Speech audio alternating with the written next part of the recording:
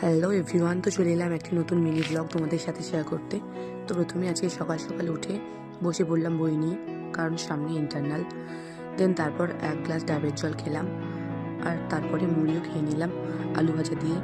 দেন fresh হয়ে লাঞ্চের জন্য বসে পড়লাম। লাঞ্চে আজকে ছিল তেলকই, যেটা খেতে দুর্দান্ত সুন্দর হয়েছিল। এটা খেতে আমি খুবই ভালোবাসি। দেন বিকেলে গেছিলাম মার্কেটে। তো মার্কেটে যাই আমি শুধুমাত্র কিছু খুচরো খাওয়ার জন্য। দেন আমি এগুলো কিনে নিলাম। তারপর ফুচকা খেলাম। ফুচকা খেয়ে বাড়ির জন্য কিছুটা পার্সেল করেও নিয়ে এসেছিলাম।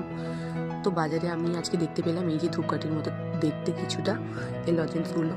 তো এগুলো খেতে অতটা সুন্দর ছিল না, বাট বাচ্চাদের জন্য ঠিকই আছে। তো তারপরে এই যে খাবারগুলো, এর মধ্যে সবচেয়ে বেস্ট লেগেছিলো আমার এই পাকোড়াটা। তো ঝালমুড়িটাও সুন্দর ছিল, খারাপ না, ভালোই লেগেছে। কিন্তু এই পাকোড়াটা খুবই সুন্দর ছিল, মানে জাস্ট 10 টাকা দামের এই পাকোড়াটাই চিকেন স্টাফিংটা দেখো তোমরা, অনেকটাই চিকেন ছিল। তো আজকের মতো টাটা, দেখা হবে আবার পরে মিনি ব্লগে, বাই।